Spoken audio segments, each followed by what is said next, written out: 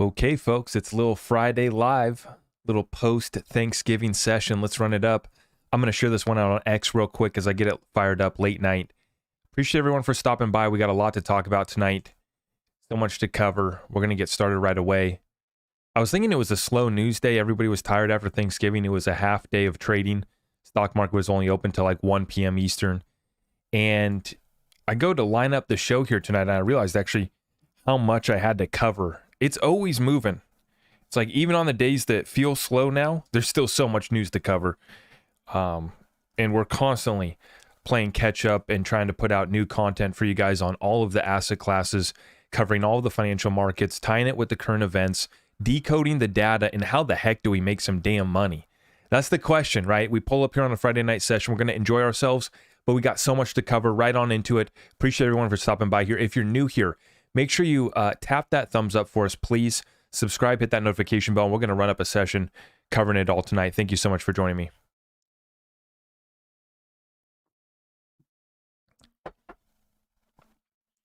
Get my little tweet out. It's still weird calling it X. Okay, we're rocking and rolling. Bitcoin back up to 38,000. Big pump here in the last 24 hours. Take a look at it. Bitcoin 4-hour chart kind of zoomed in on the most recent week of trading, really, and last couple weeks, really. And we can see that this thing's just been chopping sideways between 35 and 38, but we finally get a breakout. We go up to about 38.5, right? About 38.5. About 38.4. 38.4. Going once, going twice. Who wants any Bitcoin over 38,000? Let me know in the comments down below if you're picking up Bitcoin right now. I'm very curious. My last post this morning, I made a little couple Bitcoin bros mad because I said that the program in El Salvador wasn't working out too hot. The problem is you can't just drop the currency, kill the central bank, and roll over to Bitcoin tomorrow. As we're seeing now with Bitcoin, just the average transaction cost coming in at about 18 to 20 bucks US. That's not the future of finance, and until they can scale it out, Lightning Network doesn't seem to be working out too well. It's not that I'm against Bitcoin. In that same video this morning, I actually talked about how Bitcoin could go to $100,000. Right? I talked about the scenarios leading up here for the Fed to pivot, start to print, funny money, hits Main Street. Let's do some more PPP, stimmy checks. Nobody pay your rent. Nobody pay your mortgage. Here's some student loan forgiveness. Please vote for me. If we get that, then sure, yeah, we can run it back up to maybe 100,000 for Bitcoin. And that's the scenarios that I was talking about with XRP going to double digits and beyond. This thing's set to rip. Bitcoin's already doing well. I respect it. I do respect Bitcoin. It's not that I want Bitcoin to lose. It's not that I want Ethereum to lose. I just want a level playing field, and I want to be honest about what systems are actually, able to run a new financial system and have track record. Now, Bitcoin has track record as a slow and inefficient, sometimes costly payment network. It's been good at that, right? And it's been fairly decentralized. I've touched on those points as well too. But for everyone who comes here to my show for crypto, please understand that although I appear sometimes maybe as an XRP maxi, I'm just here for a level playing field, and I'm here to make money. I'm here to make money on XRP. I already know what I'm planning on doing with XRP when it goes to double digits and beyond, right? We're going to be pulling up to buy more real estate, buy businesses, do deals. We will not stop when XRP goes to the moon. That's just one part of our plan. Bitcoin, the position to me is not interesting, right? Because, even if we go up to 100,000, what kind of return are we talking about here? Catch a 3 to 5x? I think that there's a little bit better to do, and we have some suppressed assets that haven't been really set free. That's our XRP, XLM, XDC, silver, gold. So that's my little spiel, my little deal. My apologies to the Bitcoin bros that were upset that I said that the program wasn't working out too well in El Salvador, right? I just want to be very clear on where I come from. My perspective on this crypto deal is that there's real utility and there's good tech. And then there's folks who are actually getting people that matter to use the technology. What am I talking about? I'm talking about the banks and institutions that are using XRP because of Ripple, right? Whereas you look at these other projects, they're doing nothing besides showing up and maybe doing a booth at the event and doing a photo op with somebody or consulting a bank, right?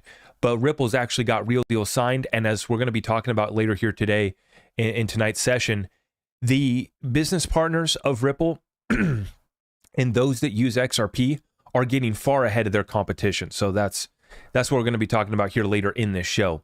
Ethereum back down to 2,088 after it topped out here at 2,138. So back above 2,100 for Ethereum today, cooling off right now. XRP sideways. And this one really hurts. This one really hurts. XRP just sideways, right? We see Bitcoin, Ethereum do a little run up. XRP just sideways today. But we're not here to catch a few cents, right? We're not here to pump to 75. We're not here to pump to $1. For us, I like to stay conservative. I focus on just getting to $1 first. We build structure. We go set a launch pad. As soon as we break out towards 2, I think that we're well on our way to all-time high. And like I said, on this run-up, double digits I think will easily be achieved. This thing's been so suppressed. XLM is another one. Went up to about $1 all-time high. And we do see here within the last 4 hours, actually, that XLM did run up to 12 cents. So a little heat up here for XLM, watching that one closely. The DXY was back down today, right? And so that's why we got a pullback here and a little bit of a run-up for cryptocurrency. And then we did see that silver ran up again today, and so did our gold. So get it while you can. Let's get right on into the update, folks. Thank you for joining me.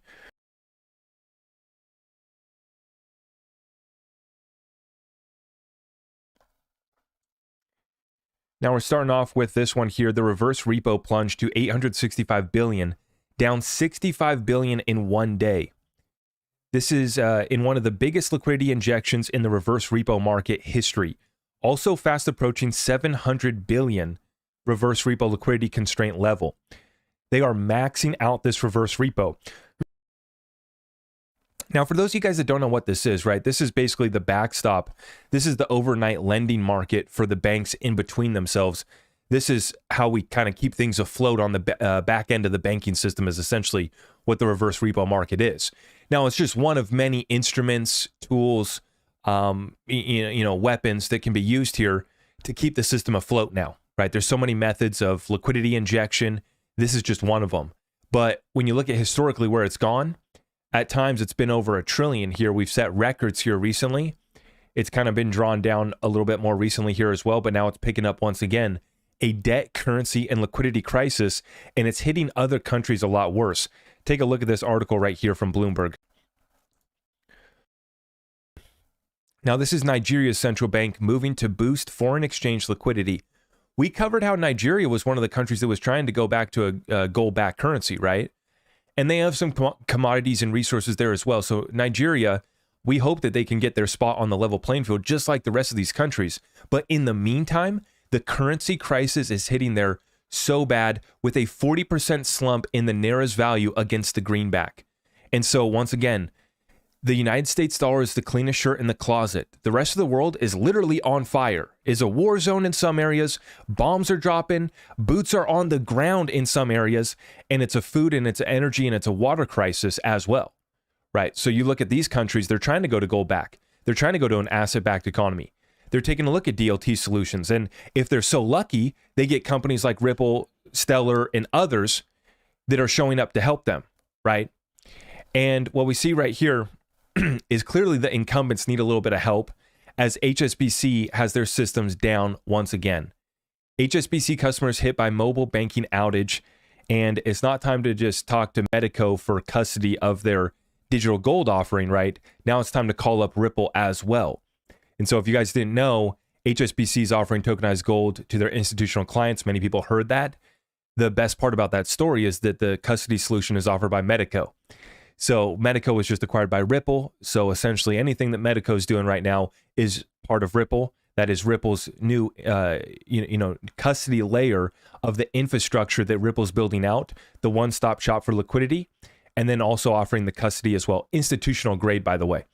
So HSBC, time to get online here. Banking system's going down, and you guys know the deal. You know why I'm not planning on using my XRP when the systems go down. Even though I know that they're trying to work on solutions for, offline payments on the XRPL, and, offline payments are going to be something that I'm sure they'll be able to do. But in the end of the day, I want no counterparty risk, and I want the ability to transact and not be traced. And the only way to do that right now for me is precious metals. And you could do some of the cryptocurrencies, I guess, that are privacy coins. But for me, I just go to the OG privacy coin, right? The OG. And I'm not the only one. We are seeing institutional money front running the generational wealth move for precious metals. COMEX silver vaults total drop 1.4 million ounces once again. How many times are we going to have to report on this? Are we going to be reporting another deficit this year for silver? Absolutely. Absolutely. We're about 1 month away from finding out what that is. But last year we had a 230 million ounce deficit. India is picking up the most silver that they've ever picked up in history. Central banks buying more gold than they have in 50 plus years. We report every other day 1 million ounces getting drained from the COMEX. They still are keeping the system rigged and propped up through their derivatives, but that's all going bust. See, I just finished watching the Dumb Money movie last night, and it's so critical because it's not just a matter of, oh, I want Wall Street to lose, or I want to get back at the rich. That's not what I'm here for. I want a level playing field.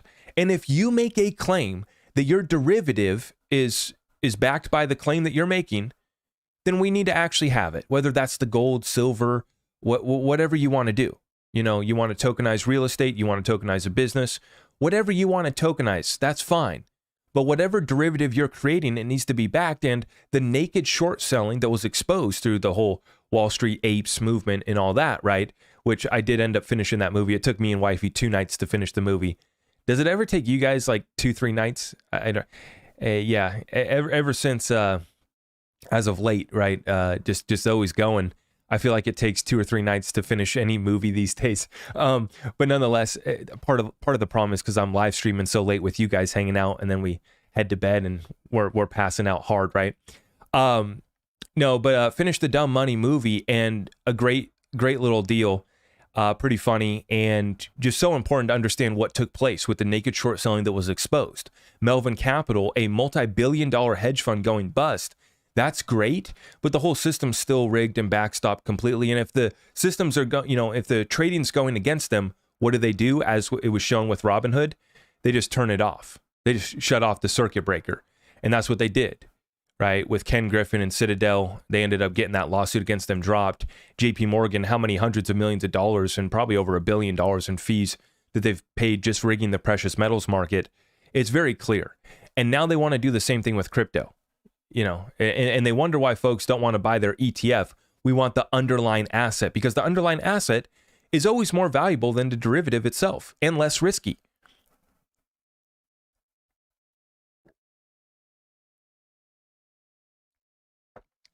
You guys know what I've been saying. Utility with no counterparty risk. That's what I'm investing in. I run my own businesses, so I'm in control. And is there risk in that? Absolutely. Is it easy? No. But I'm in control, and we've built out real value in the community. Great. That's businesses. That's great. Now into investing. No counterparty risk, utility, silver, savings.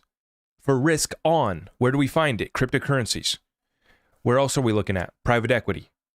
Where else are we looking at? Utility with no counterparty risk. Real estate deals that we control. Absolutely. And it's just massive opportunity right now for us to get in. Just like we titled the session here tonight, Ripple Partners making massive growth and adoption, right? That's the opportunity that we all need to be getting tapped into, whether it's just picking up some precious metals, whether it's figuring out the real estate deal. At this point, it's a matter of survival. Speaking of real estate, let's get an update here from our good friend, Nick Gurley. Now, Nick says, biggest drop in home value since June of 2022. And this is what I talk about, guys. This is being confirmed in the data, and it's important to recognize that not all markets are created equal. So if you are in these high-flying speculative markets, there's been significant pullbacks. Austin, Texas with 15%, Boise, Idaho, 11%, New Orleans, 10%, San Francisco, 10%, and Reno, Nevada, 8%. This is from the peak of June 2022. And this is Nick Gurley. He's sourcing this from Zillow and his Reventure app.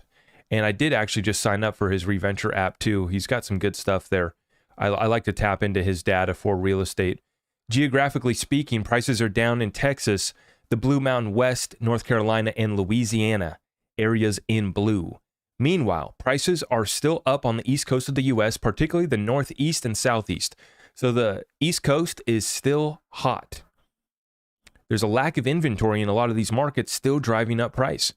Looking at the markets with the biggest price increases, we can see a smattering of small southeast towns, Fayetteville, Savannah, and Kingsport, as well as cheaper Rust Belt areas, Syracuse, Hartford, and Rochester, where prices are up 10% since June 2022. So that's where we're at on real estate, right? Some markets are down 15% like Austin, 10%, right?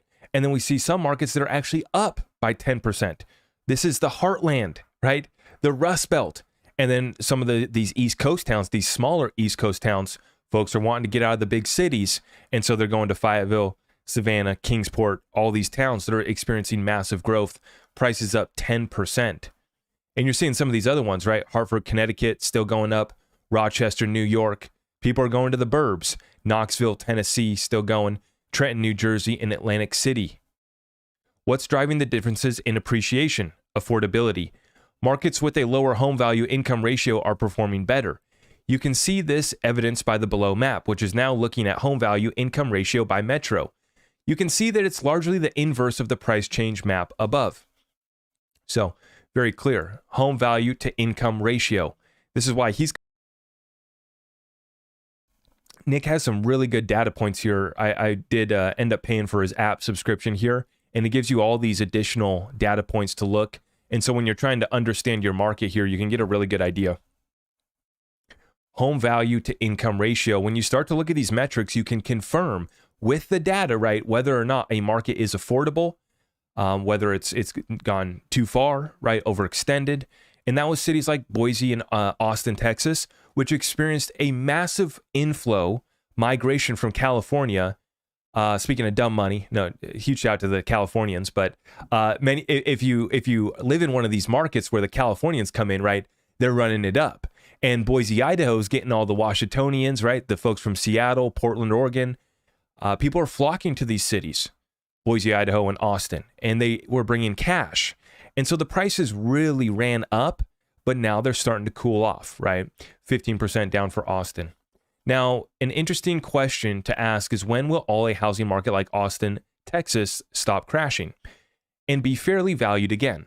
Maybe when Austin's home to value income ratio falls back to its long-term average. So let's take a look at this, right? So 5 times value to income ratio, the typical home value in the area divided by the median household income, an indication of how expensive houses are for local buyers.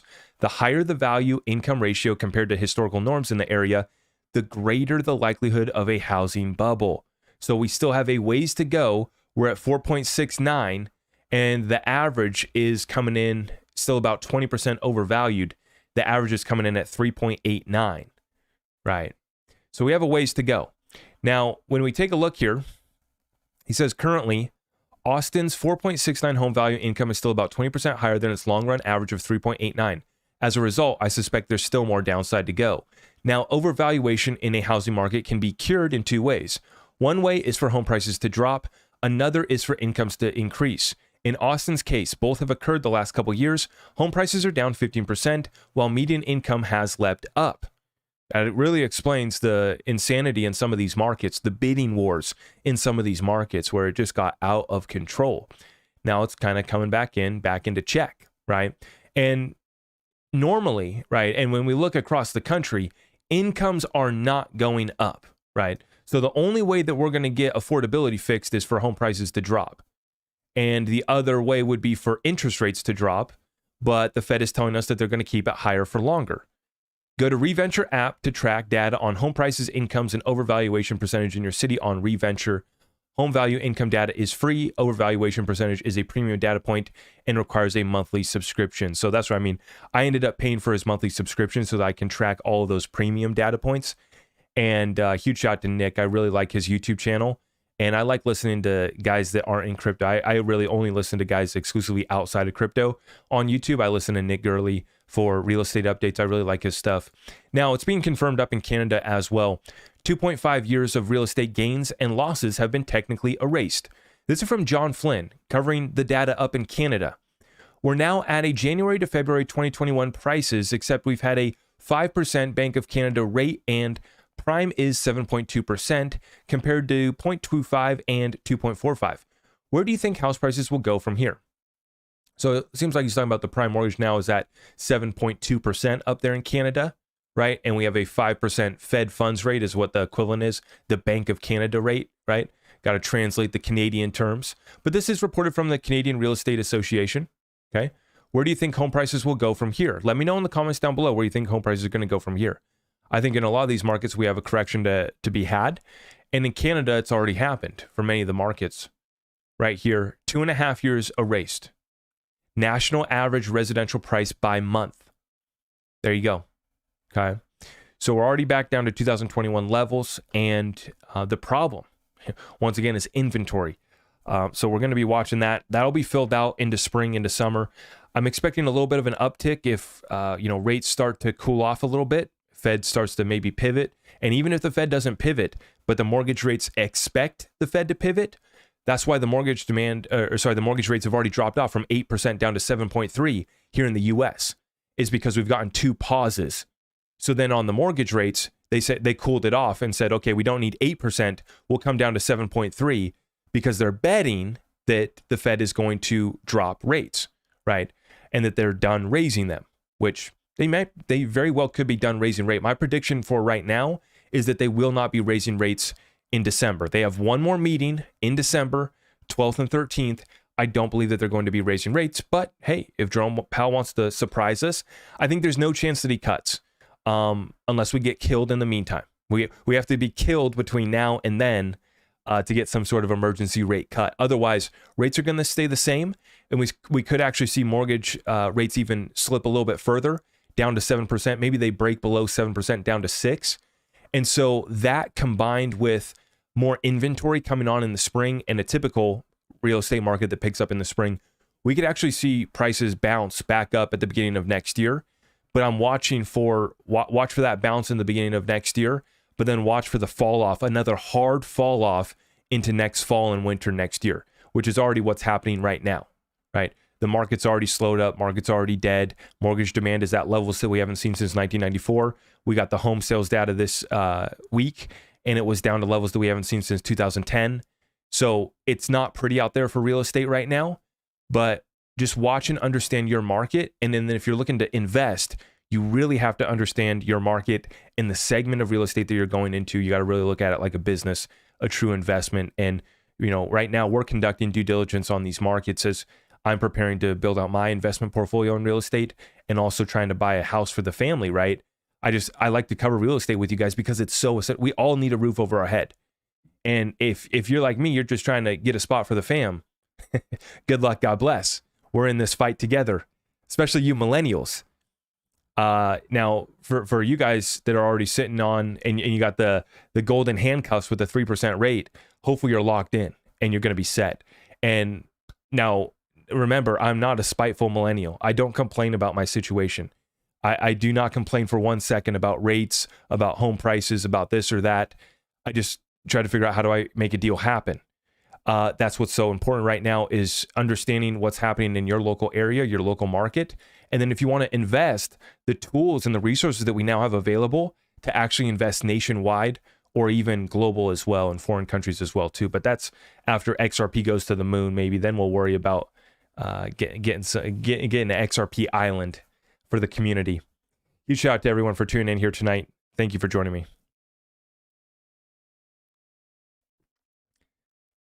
We are going into our crypto update right now for you guys.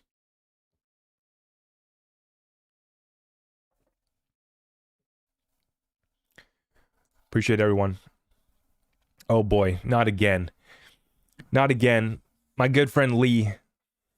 Lee, I already told you once, man. I can't talk about your Jesus coin, Lee. I don't care how many super chats you drop. Lee. Much love, brother. Much love. I hope you had a good Thanksgiving. Much love to you, Lee. Zach, bro, since my last super chat to you, Jesus coin has been rising and blessing. It's worth it to take a moment to research. God bless. My man, you guys are killing me with the Jesus coin. I've been seeing you guys pumping the hell out of that thing lately. Guys having church sessions. Oh. Oh boy. Leave it to crypto. May God be with you. Okay, let's rock and roll into the crypto update. Speaking of Jesus coin, may God be with us. Let's rock and roll. Breaking. Something odd is going on with USDC. The spread between itself and the USDT is widening. What I heard is that two funds were denied redemption, so arbitrage is not possible now. Watch the Circle situation. This could be the end for them. Just as we started out this episode tonight, this is liquidity crisis for the banks. Not just outside the U.S., but inside the U.S. too. Our banks are in big trouble. Hundreds of billions of unrealized losses on their balance sheet on top of the liquidity crisis. And in cryptocurrencies, it's the same thing. Binance, that thing's been brought down, right? Brought to justice. $4 billion paid by Binance. I'm calling it Binance now forever. From here on out, I'm going to be calling it Binance. Shout out to Secretary Treasury Janet Notel Yellen. The arbitrage here between USDC and USDT is that folks have been printing the USDT, right? They've been using that for the manipulation. And then when they really need to go cash out, that's when they've been going to USDC. Excuse me.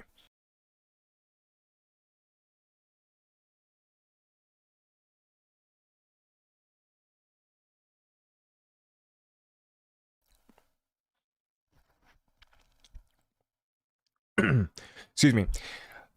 So that's what we've been watching right now with these stable coins. Don't trust them, right? These exchanges, don't trust them. And we've always been talking about utility here with no counterparty risk. Get your crypto off these exchanges. And when it comes to these, I don't even really hold Tether or stable coins at all, USDC or Tether. I was holding Tether when I was shorting Bitcoin when I was trading, because obviously for all of the futures markets, most of them you're trading with a USDT pair or USDC. And so, yeah, I had them at, from time to time for trading. But other than that, I am not into any of these stable coins. And I would watch out very clear of Tether in particular.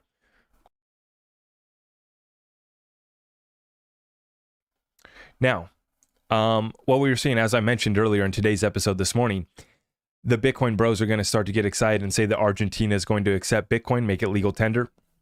Sure enough, here they are. Argentine Newsline. I've never heard of this outlet before, but they're saying this is a developing story. That Argentina is moving to make Bitcoin legal tender. More updates to come as story develops.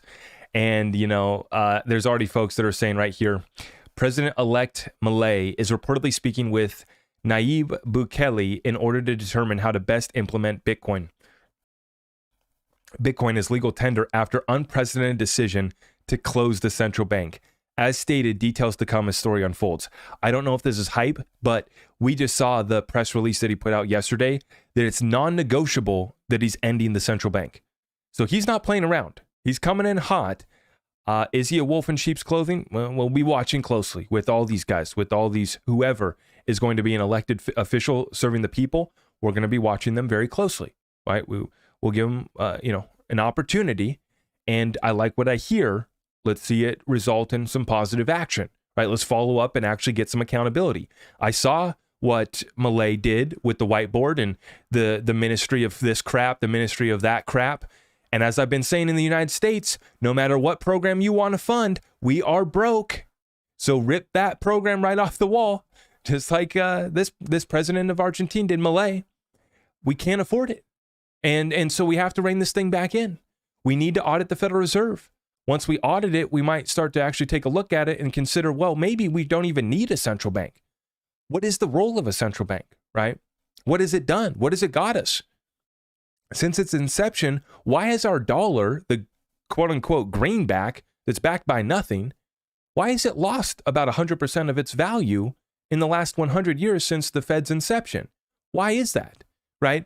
And look at the wealth gap that has been created and that it will continue to go on and widen because of what these central banks have done. These central banks have rug pulled us, as I've been saying. Everybody thinks that the Fed's here to make sure that we're warm and cozy at home. Not until it's election season, right? And, we can paper things over. We want to, squeeze you out slowly. And that's what this is. This is a slow kill of Main Street. We're not entering hyperinflation. They're rigging that data, but we haven't entered hyperinflation. But when you look at the asset classes, they continue to go up, and that makes it unaffordable for the middle class and the poor that are trying to become wealthy, that are trying to at least just have a roof to put over their head, a retirement account, right? Social Security is supposed to be going broke by what, 2032, 2030? Is that what they mean by Agenda 2030? Social Security is going broke? The biggest Ponzi scheme that's ever been created, basically, right? This is why we have to take control of our investments, why it's up to us to take control of our destiny. As much as we look at XRP and we do riddles and we do decodes and we pray that XRP goes to 589, that's great. It's just one part of the program. And we're about to get into the XRP update. I'm going to show you guys. Those who partner with Ripple and XRP, maybe it's just a coincidence, but all of their businesses are growing massively. They're acquiring their competition.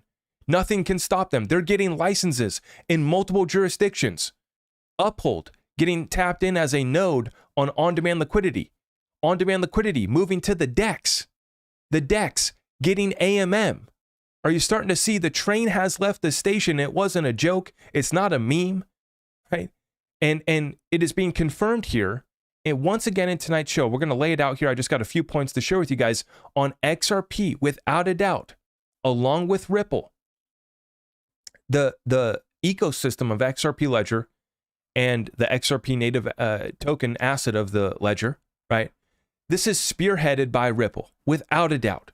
Do we have other builders? Absolutely. Do I respect them? Yes. Should they come on my show if they're building real utility? Absolutely.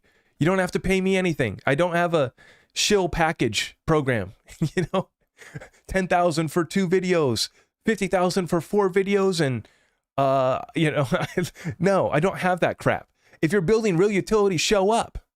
And that's why my phone ain't ringing off the hook, is because many aren't building real utility. And the few that are, we've always tried to give a spotlight on them, give them a platform. But without a doubt, without Ripple, we wouldn't be where we're at here so far. And with where we're going, I think it's been very difficult. It's been very frustrating for many in the XRP community. But I've just been asking of late, how much longer do we have under $1? It's a simple question. How much longer do we have to pick up under $1? And even if XRP were to only go up to $10 during this next bull run, come back down to $3 or $4, and it basically traded between $3 and $5, that alone would kill so many people, right? Just the expectations, right? But you have to understand, this system has been delayed years. This whole operation has been delayed years. Just look at the ISO rollouts. Oh, it was supposed to go in 2021, delayed to 2022. Now it's been delayed till 2023. Now it got pushed back to late 2023. Okay, now we're pushing it till 2024. And they're saying everybody needs to get on by 2025, and that's what the Bank of International Settlements is saying. So I think that we have an incredible run up from here, and we have a massive amount of utility that's coming on Ledger, right? And with patience and with an understanding that XRP should only be one part of the program, we need to be building a business. We need to be understanding real estate. We need to understand equity investments. And we're talking about public and we're talking about private equity as well, because that's where the real money's made. And the thing about being in control of your investments, when I talk about utility with no counterparty risk, businesses that I run, real estate deals that we control, that comes with some responsibility. You have to be responsible for your own investments. And it's funny. I remember back when I started my first business in 2015, once you put your own money on the line, it's really different, right?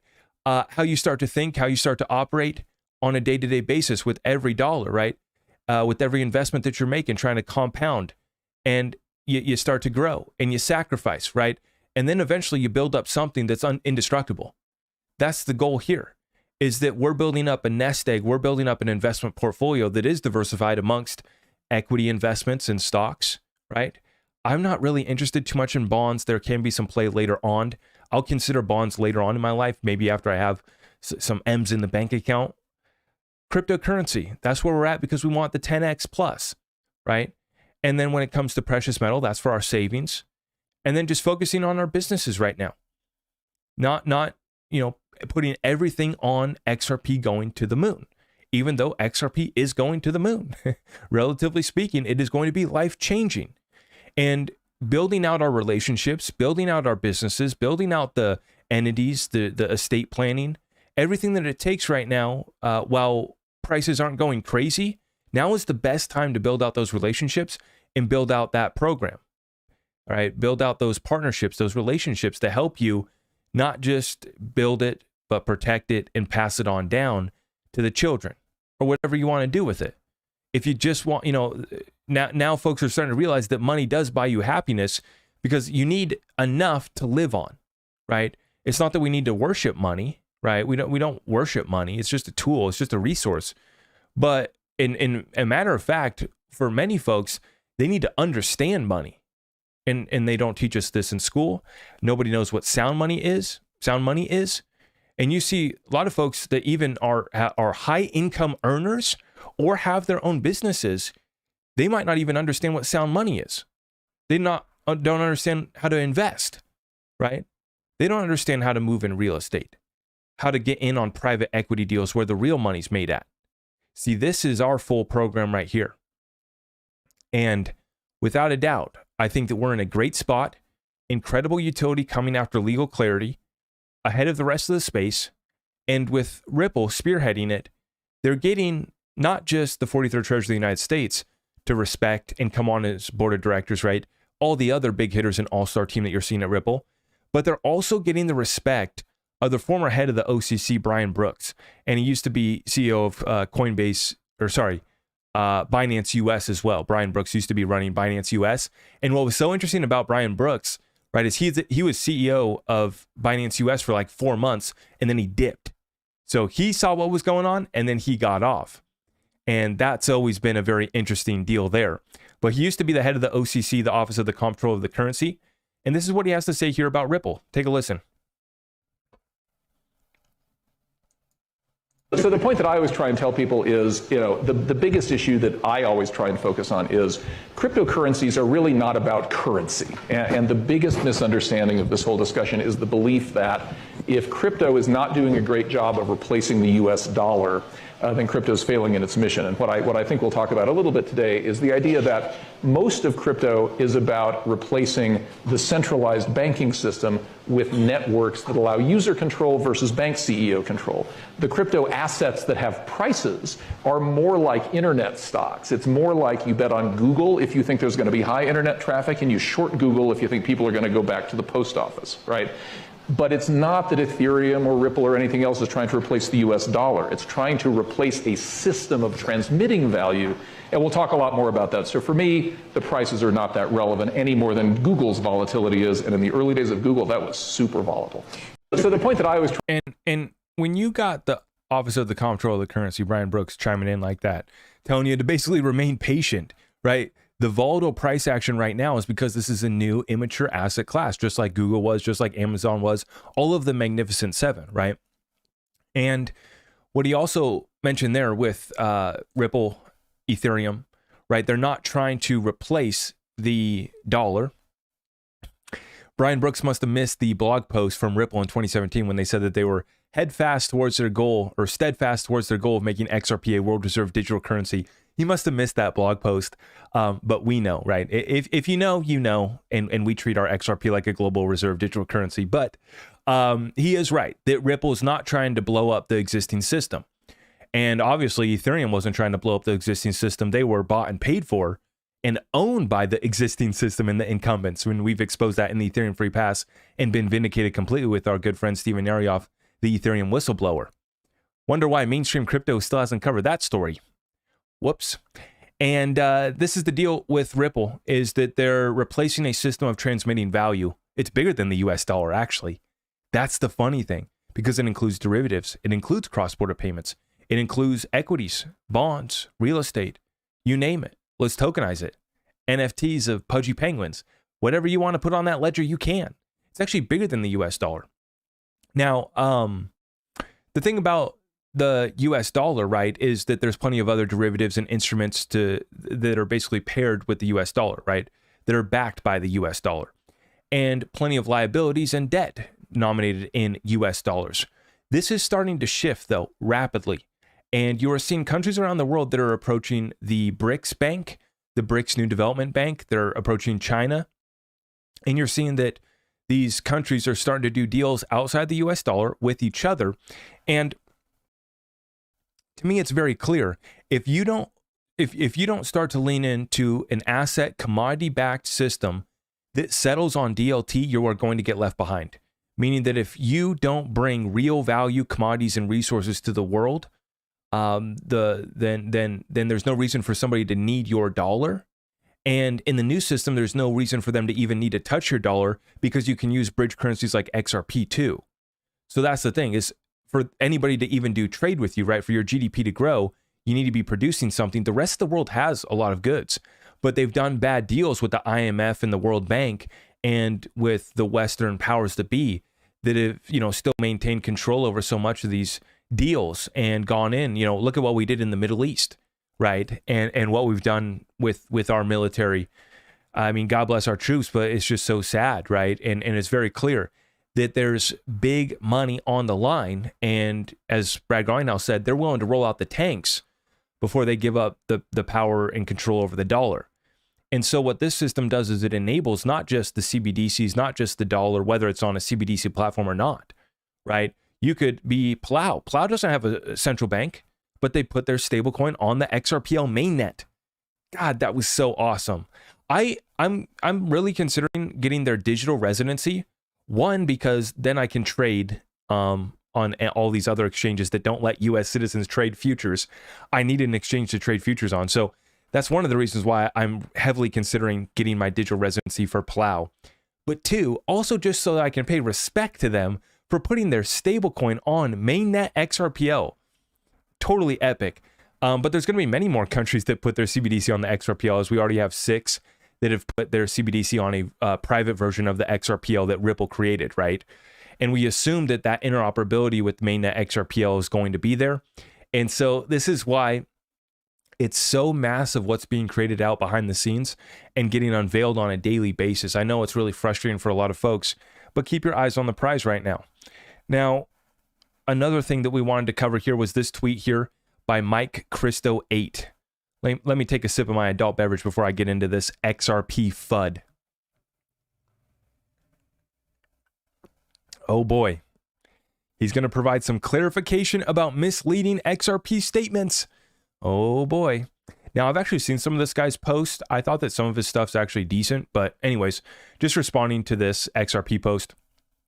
He says XRP is a digital asset and will never replace physical gold bullion as a monetary reserve asset with the U.S. Treasury Department. Yeah, I don't think that anybody said that it would replace physical gold bullion as a monetary reserve. We just said that it would be supplemental, right? That's the whole thing, is we're here to supplement and make gold actually more liquid, right?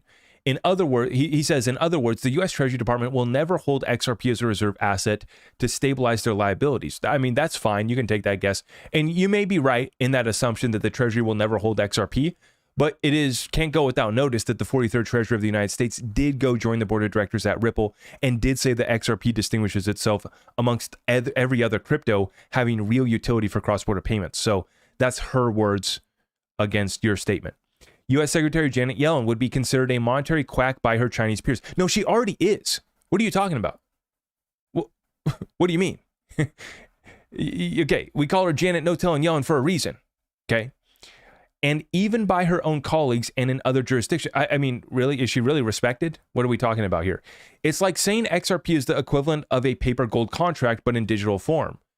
Well, okay, so you can put any form of derivative you want on the XRP ledger. It's called issued assets. If you want to tokenize gold, if you want to tokenize silver, you can.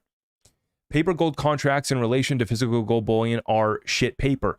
I agree. We talked about utility with no counterparty risk. If someone's going to issue gold on the XRP ledger, it's going to have to be somebody that we trust. Maybe our good friends, Miles Franklin, Andy Sheckman, maybe they're going to tokenize some gold. Maybe they're going to tokenize some silver. And they're going to put it in a BRICS vault, and it gets verified. It's actually funny because for long I've thought about this, about how using near-field NFC chips, near-field communication chips, similar to what's used on your debit credit cards, right?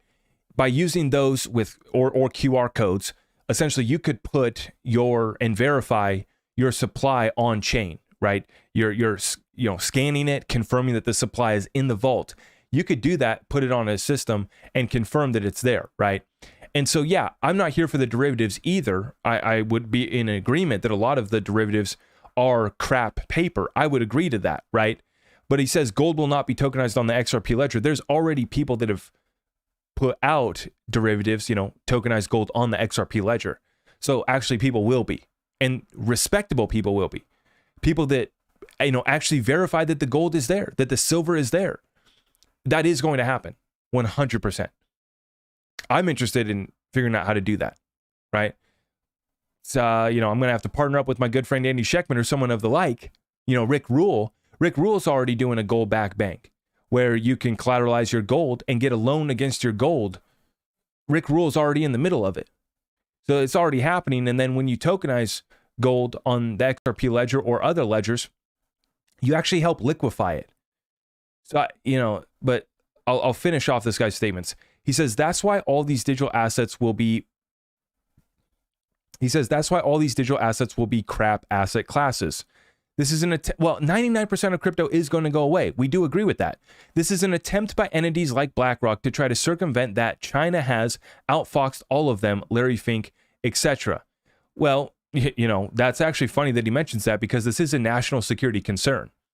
And the XRP ledger being completely open source, permissionless, if our treasury were to actually get a significant amount of XRP, we've long talked about how positive that could be for our balance sheet.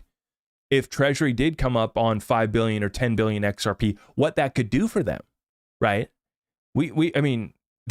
So this is someone who's just kind of ignorant on XRP. I've actually liked some of his other posts, but someone who just needs to get caught up to speed on XRP. And this is the thing, is BlackRock's already there, XRP or not, right?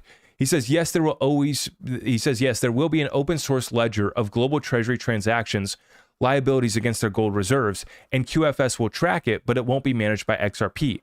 Again, I bet a kidney on my statements. Now, someone needs to find somebody in need of a kidney, all jokes aside, but seriously, this guy's wrong, because, gold will be tokenized on the XRP ledger. If he wants to say that it won't be held by the treasury, then sure, yeah, maybe the treasury won't hold XRP, sure. But the thing with the QFS system is that a lot of folks are trying to speculate on what it's going to be. I like to keep it very simple. Right now, all it really does is we move the mining in the case of Bitcoin, or we move the validation process in the Byzantine consensus protocol for the XRPL. We just move it to quantum computers. That's all that happens, right? We move the back ends here to quantum computers, and that's really all it is. As far as, is there going to be new DLT technologies? Yes. I expect they're going to try to roll out with our Fed CBDC. Central banks around the world are trying to roll out with their own version of CBDC, and they're going to be trying to tokenize this as well. But when you talk about an open source ledger of global treasury transactions, liabilities against gold reserves, or for that matter, any reserves, right? People are going to be putting everything on these ledgers. And QFS will track it, but it won't be managed by XRP. No, that's already happening on XRP. That's the thing. Is XRP the one QFS ledger? No. No, guys. I just think that so many people overthink this, and then they let themselves get scammed by QFS scammers who are pitching them that you got to have this wallet, that wallet, that the XRP buyback's going to happen on Stellar. That's the most recent one. I kid you not. I kid you not, guys. The most recent one that I've heard is that the XRP buyback is going to be on Stellar, and that Jed has the cabal trapped. That's the most recent one. And I'm sitting over here just thinking, guys, it's very simple. You use quantum computers, not the computers now that they're using. You go to quantum chips. I'm not a techie, so I don't care to understand it. But, this is a matter of national security. This is why I've been suggesting that our treasury needs XRP. XRP would save us from this debt, currency, and liquidity crisis. And I think that you are going to see central banks around the world who did partner up with Ripple and did get a stash of XRP, who are going to benefit massively from making an allocation towards XRP. I pray that our treasury gets XRP. There's so much confusion. And you can look on ties. Okay, does, folks want to talk about elites owning XRP. Yes, elites own the dollar. Elites own gold.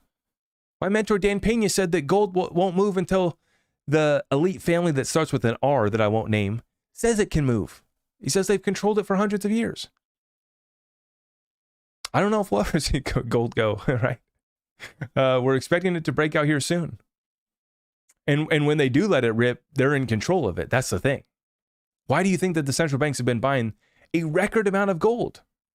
They're going to let it go. That's the whole thing, guys. You can only run a Ponzi scheme for so long. And that's fiat currency worldwide. There's a reason why we've switched currencies throughout the centuries here so many times. The reserve currency has changed so many times. I mean, relatively speaking, we've only had the reserve currency for about 100 years? We got the reserve, in 1944? I mean, that's not even 100 years ago. 80 years. So, we haven't even had the reserve that long. And just look at the monetary shift that we did in 1971 and what's happened to our dollar ever since. And so I get it. A lot of people in like I don't know, what do we want to call them? I like what this guy puts out, but a lot of these folks, they don't understand XRP. They don't understand DLT. I've been trying to find a better solution, a better ledger for the QFS. It's very simple. Give guys like Vet, give Daniel, give them a QFS or give them a quantum computer. That's all it is, right? And obviously, they're well ahead with the military level of quantum computing behind the scenes. What's being rolled out now with IBM in the lead, China's got their quantum computer. Elon Musk just put out a tweet saying that he found Q star, whatever the new AI is. I mean, it's getting wacko crazy out here, right? And at the end of the day, I just see that the XRP is the answer. Out of all these ledgers, the best solution for tokenizing the gold, for tokenizing all of the commodities, all the resources. And it's been difficult to do smart contracts. It's actually been, dang near impossible because there's no smart contract capabilities on the XRPL. But we're getting hooks on the sidechain. We're getting an EVM sidechain. We're getting XLS38D cross-chain bridge. We're getting AMM. We're getting NFT. And when we get these amendments, when we get these utilities, it doesn't break our ledger like it does with so many other blockchains. Every other blockchain that tries to scale, that tries to grow, they end up running into issues. And for this, you got track record, and then you also have Ripple that sat down and done deals with, if they haven't done a deal with our treasury, they've been doing deals with other central banks. You think that they haven't sat down with our Federal Reserve? How did they, guys, it's not even a question. How did they get Ben Bernanke to speak at their swell conference? There are no coincidences. How do you get Ben Bernanke and Bill Clinton to speak at your conference? Can anybody else in crypto get Bill Clinton to pick up the phone?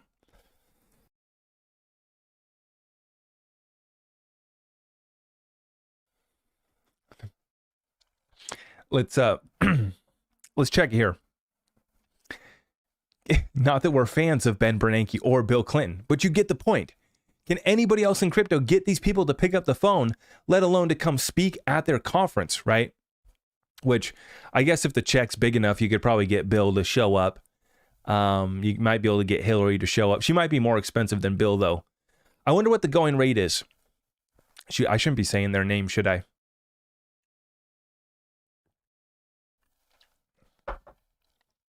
I always forget that I'm not supposed to say those names. Now, I wanted to share this one, guys, because I am right here in this camp. I think that there is a supply shock incoming for XRP. And I got a clip here from Susie. Susie Q. I don't know what her name is. Susie Q here on Twitter. Just saw this post here today. Circulation, equity, Ripple XRP escrow, supply and demand. Equity market, 66 trillion. It's actually much bigger than 66 trillion. Equity market's in the hundreds of trillions. Bond market, 80 trillion. It's actually bigger than that. Both of those are bigger. XRP has been removed from circulation, and this is Susie here. Let's listen in on what she has to say here. Or with fund managers, again, wholesale fund managers, professional fund managers that manage your super, that sit in the equity market or the bond market. Now, the equity market is a $66 trillion market. Wow. The bond market, the American bond market, the Japanese bond market, the Italian bond market are actually over 80 trillion. Wow. So we're talking a huge amount of money here. Now, you know, fund managers, big banks like Wells Fargo or big, you know, Citigroup, Morgan Stanley, whoever it might be, or Goldman Sachs, they'll actually have Ripple, you know, in their portfolios where they sit on it, you know, because they want liquidity. Or a fund manager will do the same thing that has a hedge fund. They'll sit on Ripple and they'll actually take Ripple out of circulation. Wow. So what that means, and coming back to your client's question, which is a very good one, what that means is the circulation that you see today, you know, we know it's 39 billion, but they've got 55 billion in, you know, escrow.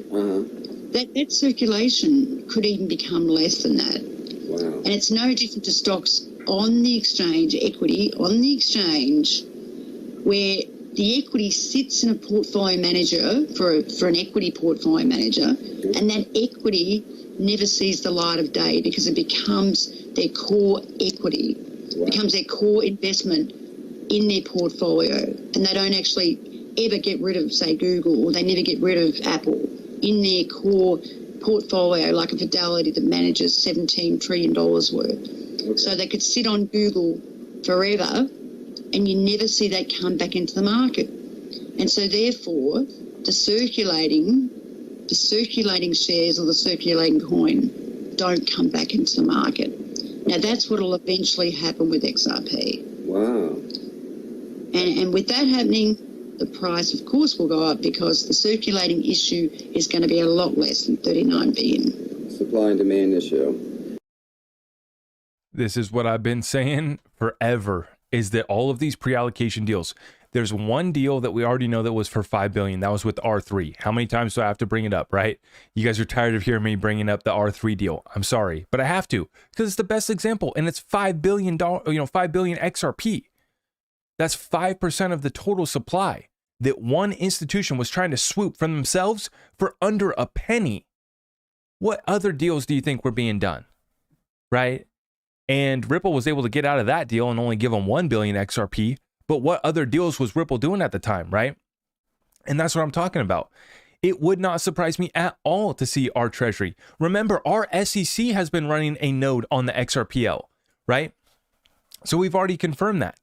And I am so excited to see equities and bonds, precious metals, real estate, everything coming to the XRPL. Now, let's get into the title here tonight was Ripple Partners Seeing Massive Growth. Here's just a couple examples here from Wrath Economan. Neum, a Ripple partner, is launching a global remittance service with a Jeonbuk Bank, JB Bank, from South Korea, targeting the 2.5 million non-Korean residents living in South Korea. There you go. So right there, use cases that, you typically wouldn't even think of, right? But that's a pretty massive use case right there. 2.5 million non-Korean residents living in South Korea. And these are folks that need to send money back home, right? Let's get tapped into Ripple. Let's get tapped in with XRP. Ripple partner FOMOPay has obtained a payment license from Hong Kong. This after recently acquiring a license from Singapore. They are positioned for further growth in the region. This is from HongKongBusiness.hk. Positioned for further growth in the region.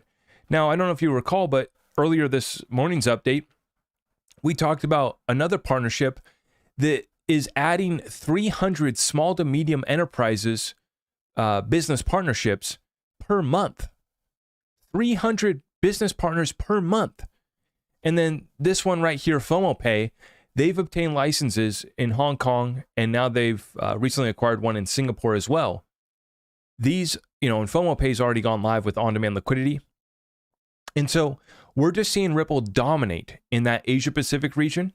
We're seeing them dominate in the MENA, Middle East, North Africa, and we are about to see them fire it up in the UK, in Europe, and in the United States as well. And we know that because they already have existing partnerships with Lulu Exchange, which is actually doing France and Sweden. But we also know that what we're going to get now with Uphold is getting tapped into on-demand liquidity network. and they're going to be an off-ramp for banks. So banks will create an account with Uphold, and then they'll be pre-funded with XRP by Ripple, and then they'll be able to basically use XRP on-demand liquidity. So it's going to be very, very interesting to watch that, right? To see how much XRP gets put over there and how much settlement really grows over there through that partnership with Uphold. But Simon McLaughlin, the CEO of Uphold, said that the corridors that they're firing up are UK to Europe and UK to US and Europe to US. And they're going to be firing up those corridors for XRP settlement. So that's why I put out a video earlier this week talking about on-demand liquidity in the US going live. That is going to be going live here soon. It is just a matter of time before we get the first announcement that a bank in the United States, a payment provider, is sending remittances using XRP, and they might be using Uphold's solution. They don't necessarily need to, but it's just going to be one part from US to UK or US to Europe. So dominating across all the other regions, and remember their partnership with On Afric. You can't forget this one. I love this partnership.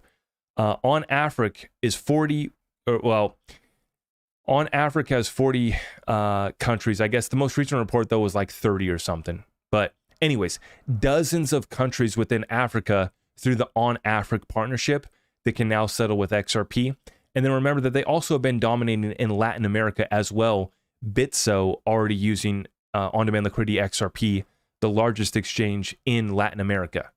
So I'm not just saying that. Remember the emergency meeting that Ripple had with the Central Bank of Brazil?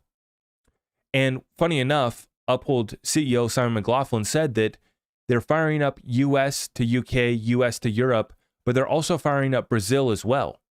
So funny enough, we got Brazil firing up.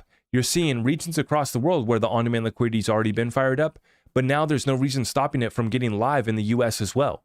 And Uphold's ready to do that. And Uphold's going to be a key partner. Guys, I really think that folks are underestimating Uphold. You know, I mean, Uphold is not my sponsor. I do have an affiliate link for Uphold if you want to buy. They're giving away like 50,000 XRP, I guess. Just go to my website, zachrector.com. I have links for exchanges, wallets, all of our community resources are over there. They're giving away like 50,000 XRP, I guess. But Uphold, working with 30 plus market makers and exchanges, they've set themselves up to be a prime broker of not just cryptocurrency, but also equity as well. And you can't get access to equity here in the United States. Of course, the United States citizens, we don't get access to any of the good stuff. No staking, no credit cards, no debit cards. It's all going to be coming though. 4% back in XRP, 4% back in XLM. All that's coming. And Uphold's trying to enter into the US. And they're going to be competing against some US exchanges. But I found that what they're offering is very unique. And then getting tapped in here as an off-ramp for the banks that are going to want to use XRP, that's going to be massive. That's going to be massive for Uphold, it's massive for Ripple, and it's going to be massive for XRP, especially considering that they're moving the on-demand liquidity flows to the XRPL DEX. And then after we get the AMMs, that's only going to get more efficient and more issued assets coming on Ledger, more issued assets being put in liquidity pools, more options for you to basically provide your XRP up for liquidity and earn a reward. So this is going to be passive income with our XRP. Sounds good to me. But we still need to do our due diligence. It's not going to be just pull up, park your XRP, and you're making 5, 8, 9% per month, and you're going to be rich forever. You need to do your due diligence and understand the liquidity pool, understand the trade, the pair, the arbitrage opportunity. And when you get into these liquidity pools when they're new, the risk is going to be, larger because that liquidity can get pulled, right? What I'm excited to see with our ledger, though, is you get Ripple, you get their payment providers, their on-demand liquidity partners that'll move $1 billion of liquidity per day onto the XRPL DEX and to, let's just use US to UK corridor, right? Just say that Uphold, works with Bank of England and Bank of America, and they fire up $1 billion corridor between US and UK, and that gets put onto the XRPL AMM between those two assets, right? You see where this goes, right? Where that gets sustained, the liquidity gets sustained, and it's not going to get pulled out, right? It'll fluctuate, it'll be moving, right? I don't expect, and for me, I don't look for 200% returns, or like during the DeFi craze where there was literally like Time Wonderland, 80,000% staking rewards. That's not what I'm going to be looking for on the AMM. I'm going to be looking for 5 to 10% sustainability. Let's see where the liquidity is coming from, right? If it's just, you know, a new tight, immature liquidity pool, that's where it gets more risky, the smaller amount of liquidity. But what excites me here is that if Ripple brings all of their partners over to the XRPL DEX, and these liquidity pools on the AMM get built up rapidly, right? And then they just continually grow from there, and then just kind of like stay sustainable. That's what I see coming for the AMM. Massive, massive opportunity. Thank you for joining me tonight, guys.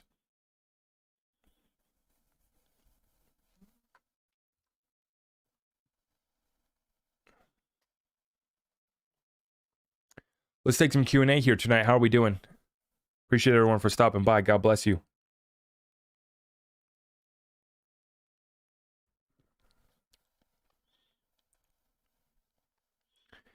Isn't the IMF using Ripple at the moment? The IMF, I do not believe, is using Ripple that we know of, not using XRP that we know of.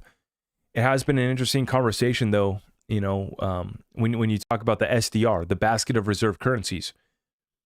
Could you know, it's interesting. Right now, they use 5 currencies, right? The US dollar, UK, now they use the Chinese renminbi, and they use a couple others. And you have the SDR, the special drawing rights. It's a basket of those 5 currencies.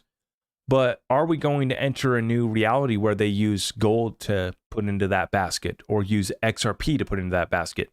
I know the Bitcoin bros would suggest that they're going to use, you know, Bitcoin maybe at the IMF in the SDR. But yeah, I don't know of any connection there directly. Yeah, Tony, thank you. You can't scan gold with a QR code. Yeah, Ripple Lumen, I was just, you know, brainstorming ideas on how you could do that, right? You could, you know, at the mints, they could literally mint the coins with a chip inside, right? They could mint the coins with a QR code on them. I don't know how hard that would actually be to do. I've just been kind of brainstorming on how that could be done. I believe there could, I mean, for crying out loud, you just put a camera in the corner of the room and say, here's my gold. The whole idea, though, with storing gold is that, like, people don't know where it's at, and then it's kind of like hidden and low key, but in a way that you could verify it to those that own a claim to your gold, right? That's kind of where those ideas were leading me. And I just think that it's a massive opportunity, right, to be the reliable source that offers tokenized gold on the XRPL, that offers tokenized silver on the XRPL. I mean, that in and of itself could be a $1 billion opportunity. I don't know.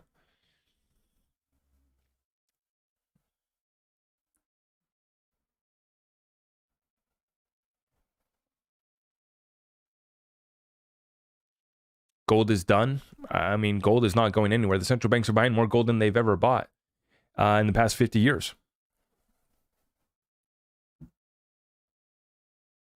The point of XRP is to replace gold as the standard. I mean, there's no reason why there can't be multiple reserve currencies.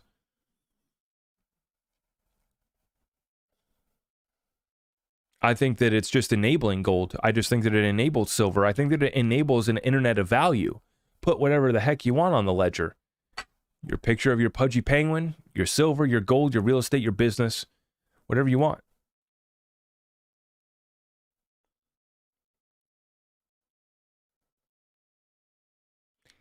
Chris, I see you, brother. Good to see you, man. I agree, gold is about to be long gone. Yeah, I guess. I mean, maybe if we can mine asteroids and we can find way more gold. If space is real.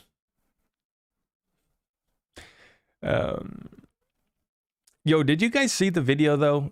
I shouldn't even mention it. I saw a video though this weekend, and well, I guess a couple days ago, that yeah, the XRP buyback was going to be happening on Stellar. Did you guys see that? Unbelievable. Man, I missed the red folder days. I still got the red folder right here. If you want me to pull it out, I can. Red folder's still here. Hasn't gone anywhere. Actually, no. That's the thing. I just picked up a fresh green folder, and this is for the Ethereum free pass Steven Narioff story. So I actually just picked up red and green.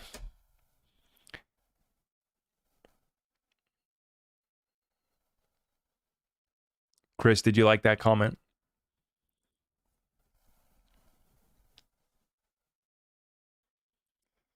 Are you guys hyped for we got some big deals coming up. I'm excited. We got 3 Discord meetups coming up next year. We're going to be meeting in Vancouver, Resource Investment Conference. Also looking forward to XRP Vegas 2024, and already got a couple other deals lined up as well too. Man, so excited.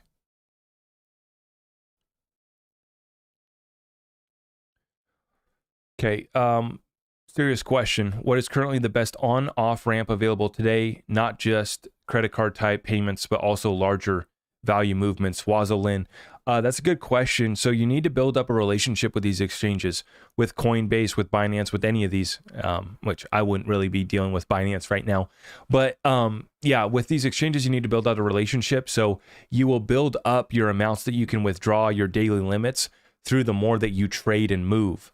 And so that's why it's actually kind of good to sometimes like sell assets on these platforms and pull it out, just so that you can kind of like build up these thresholds. So you just want to trade, you want to be active and kind of show them that you got money, right?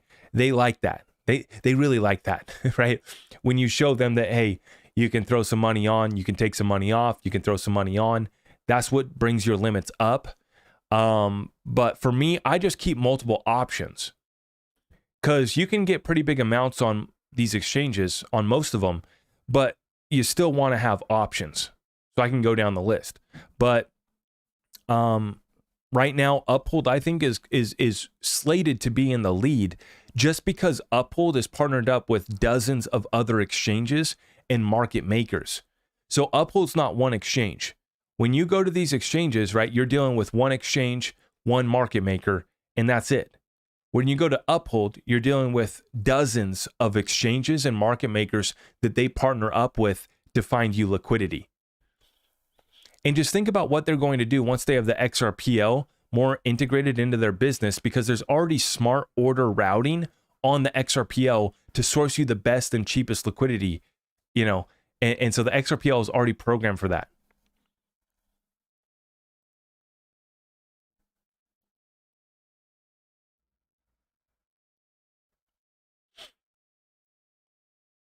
So you, yeah, I don't know what your question is or what your statement is. It's not going to be a maxi, keep your mind open. I'm not a maxi. The only thing I'm a maxi on is creating generational wealth, right? We're not a maxi on any one thing. We love XRP. I love silver. And I love, running my own businesses. That's all I'm a maxi on. Ripple is doing something, not XRP. No, XRP is getting adoption, and that's what I wanted to say, actually. I forgot to make that point. Remember, it's not just Ripple partners now. You have businesses like Credifi, which is basically a bank for small to medium enterprise businesses in Europe that has decided to integrate into the XRPL. So they didn't partner up with Ripple. They're just integrating into the XRPL. And what they're doing is allowing folks to collateralize their cryptocurrency, and basically that gets offered up as loans to small and medium enterprises. And so folks can get a yield on collateralizing their cryptocurrency. But they're choosing the XRPL. They didn't partner with Ripple. They didn't choose Ripple. They chose the XRPL. And that's the start of a new trend of developers and businesses that are going to be choosing the XRPL because it works, because it has legal clarity, and additional utilities coming that will actually work. Bridges that won't be hacked. NFTs that actually don't, the Ethereum NFTs, right? You're paying $50 to $100 in gas fees to receive NFTs for free. That's been my experience on Ethereum NFTs. Is I was trying to receive some for free from a friend, and I had to pay $100 in gas to receive free tokens. Yay, Vitalik! ETH 2.0, future of finance, yay! It's the biggest joke ever. And so that's the experience over there. Meanwhile, you come to XRPL NFTs, it's going to be the standard. You come to the XRPL AMM, it's going to be the best place for liquidity in the world. You come to the XRPL and you're going to be able to tap in with interoperability to these other chains through cross-chain bridge XLS38D. DID, digital identity, also coming as well. Token identifiers, NFT, token escrow. So if you want to escrow, this is how you conduct real estate transactions on the XRPL. And it's not going to be, a vulnerability like on all these other chains. The way that they're rolling things out on the XRPL is that they run them through a very stringent process. You guys see all the drama in the XRP community over these amendments and the validators, right? That's good. That's healthy. And it's not centralized like Ethereum, right? We're not counting on Vitalik and his buddies to move Ethereum forward. We truly have a decentralized network.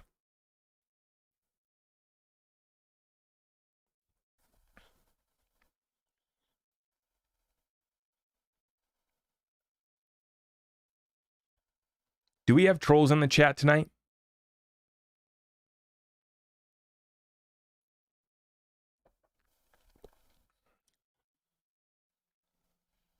Do we have trolls in the chat? Uh-oh. I'm gonna have to get another adult beverage or something. Do we have trolls here with us?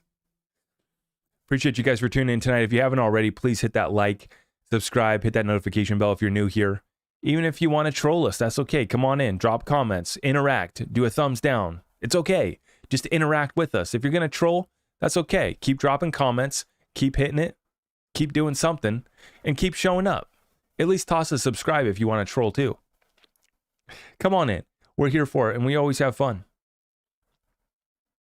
Missy, good to see you, Missy. God bless you.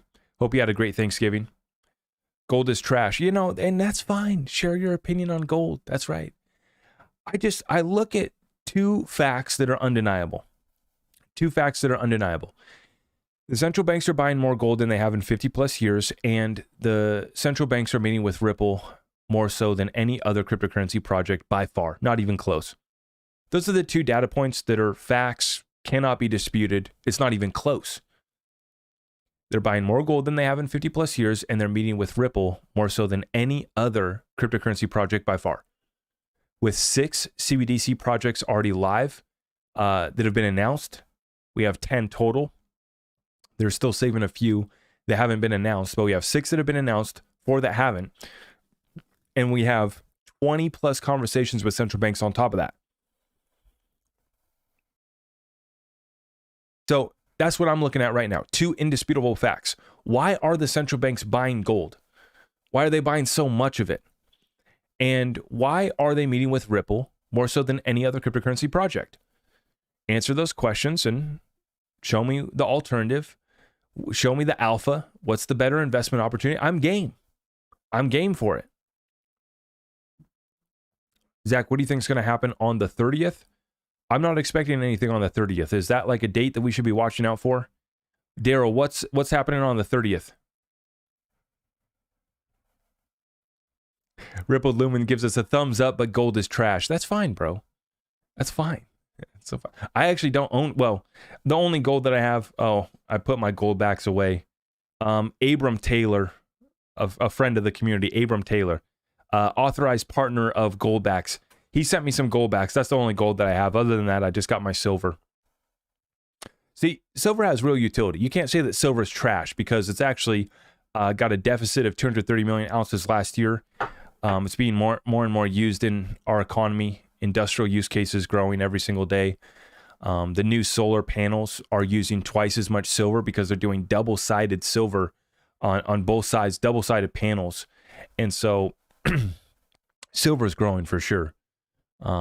If you want to call gold trash, then call gold trash, but that's fine. Anyone ever tell you that you have big ears? Yes, Mason. Great question. Yes, all the time. All the time I've been made fun of for my big ears. Absolutely.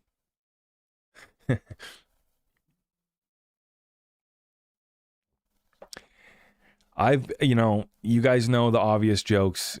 You guys, I'm sure, can assume what people call me because my last name, Rector. I'm sure you can assume what they, yeah. I got it all of high school. I still get it today. That's fine. What else? I had some kids said that I used to look like Sid from what is it, Toy Story? I thought that was pretty good. I was like, shoot, you're right. Damn. Especially when I was younger. Definitely. Yeah. Chris, yeah, good to see you, Chris. Ready to see you again. Got to meet Chris in Vegas. Man, I miss XRP Vegas. I'm so ready. We're going to meet up with the community in Vancouver, though. Vancouver Resource Investment Conference. Get to see my good friend, Andy Scheckman.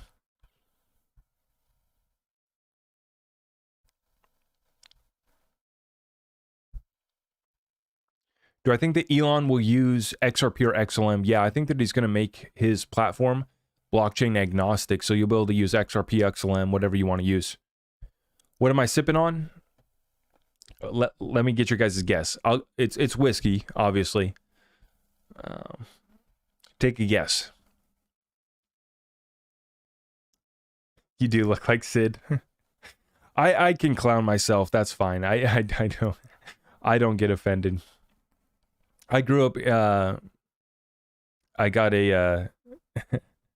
grew up in the days when they still made fun, when kids still bullied you. I didn't get bullied, but great time in Vegas, Chris.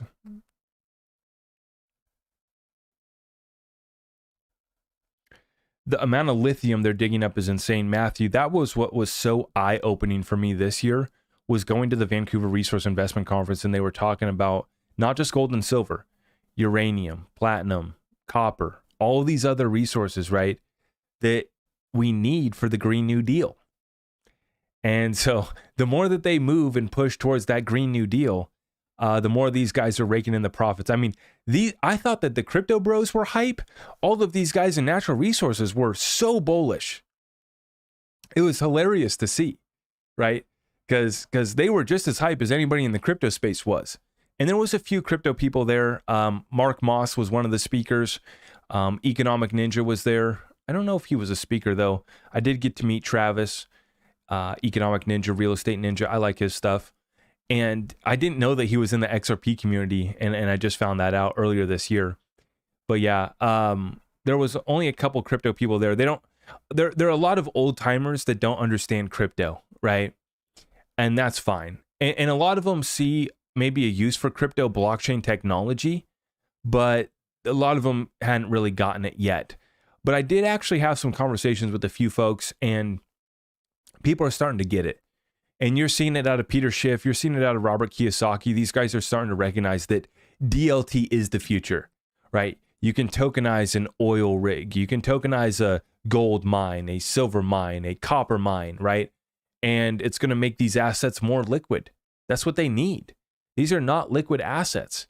And the ability to democratize the financing and the funding for these opportunities too gets interesting as well.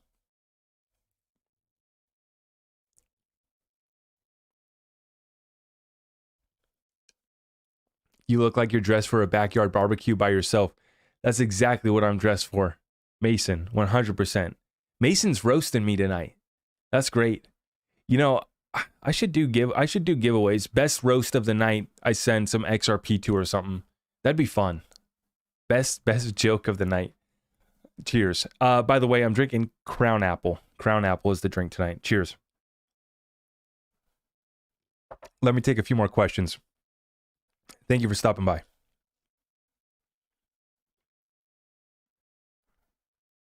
Yeah, gold royalties would be ideal to be tokenized, 100%.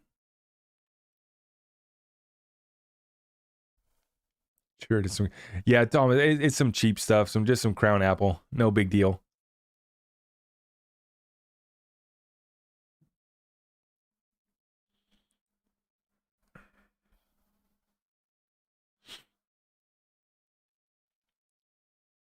It's we're waiting for XRP to move before we drink anything top shelf. Wifey was right. So yeah, follow up on Wifey. Well, she's fantastic. I love her absolutely. Christmas lights, got them up. Wifey's happy. That's good. My next question for you guys is, we put up the Christmas tree today. Okay. Is it too early for the Christmas tree? I think it's just right. Personally, right? The day after Thanksgiving, we went and got the Christmas tree. We're up. We're good to go. It's all decorated. Honestly, wifey's happy. That's all I care about, right? I mean, let's be real. As long as they're happy, it's all good. It's all good. If she wants a Christmas tree, if she doesn't want a Christmas tree, whatever it takes.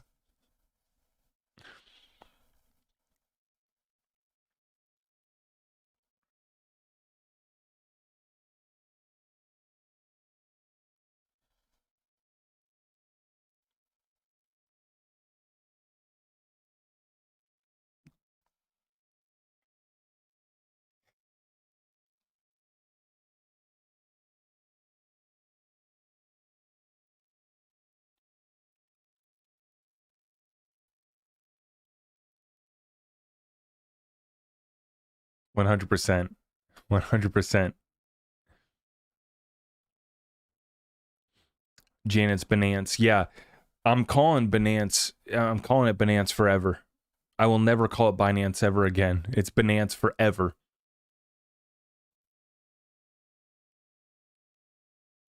Yeah, Brix is calling the shots and will be using gold to back XRP.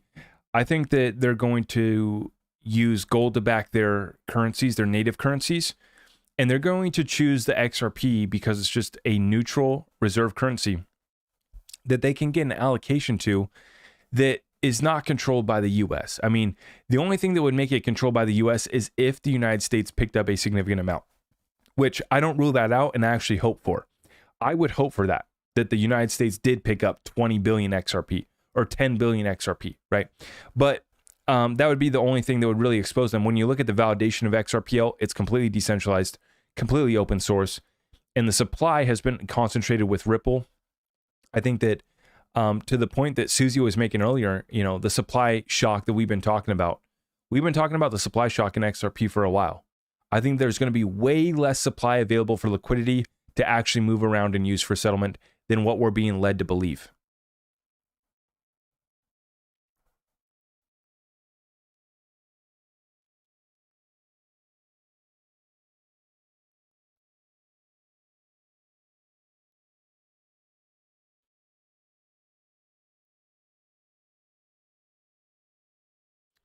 Let me take a couple more questions. Appreciate you guys.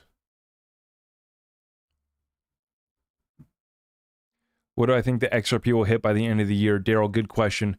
I am worried that XRP is about to blow by $1 and never come back again.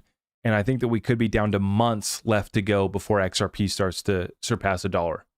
Months. Salamander, 589. November 30th, 2023, SEC meets with XRP Ripple on some sort of settlement. Is that a Sunshine Meeting Act reporting? Is that a Sunshine Meeting? Is that a Sunshine Act meeting? Because they've been having those. They have those every month. Those are the meetings where they talk about ongoing litigation and potential settlements. Is that a special meeting on the 30th?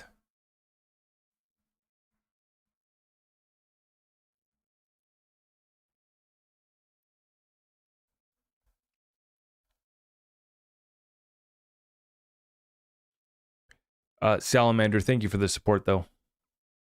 As far as XRP, if we don't break $1 by the end of the year, I think that right towards that new year, into the new year, I think that we could definitely break above. I'm just remaining patient, though, because I see a black swan event in the offing before the election cycle's over. There's no way we go through another election cycle without getting black swanned, in my opinion. In my humble opinion, we get black swan between now and the election.